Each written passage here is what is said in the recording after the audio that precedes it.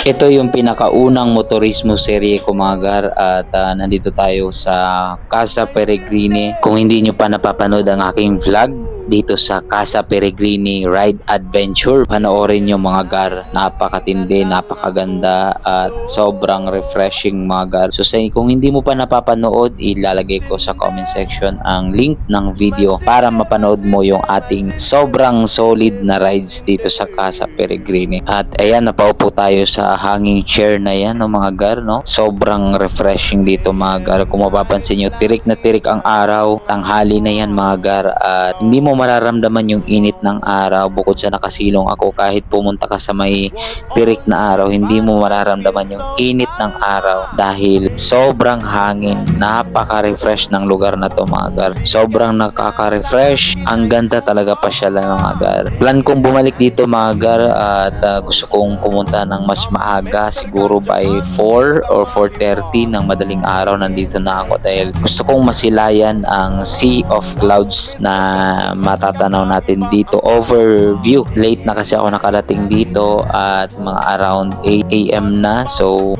may araw na no. And ayun, kaya gusto kong bumalik dito mga gar at para makapag-unwind no. So try nyo mga gar, pasyalan nyo rin itong Casa Peregrine. Napaka-relaxing ambience dito. Sobrang solid ng hangin para makalimo sa magulong syudad. So try nyo to mga gar. Sobrang solid, sobrang relaxing. At least gumaan ang pakiramdam, ma-refresh, ma-unwind. So ayun, see you sa mga motorismo serye natin mga gar. Marami pa tayong pupuntahan at paglalaanan natin yan ng araw, yung mga lugar na pupuntahan natin at iba-vlog natin. And hopefully, sana magkaroon tayo ng Insta360 mga gar para 360 view. Makita natin yung ganda ng mga tourist spot dito sa Pilipinas. Makita natin yung ganda ng Pilipinas at mapakita natin sa inyo mga gar. So deserve nyo mapanood yung ganda, deserve nyo makita ang ganda ng Pilipinas. Pakishare naman ng ating mga content mga gar, lalong-lalo na ang ating motorismo ride adventure. Maraming salamat sa suporta ninyo. Keep safe always and ride safe mga gar kung kayo nagmumotor at nagmamaneho.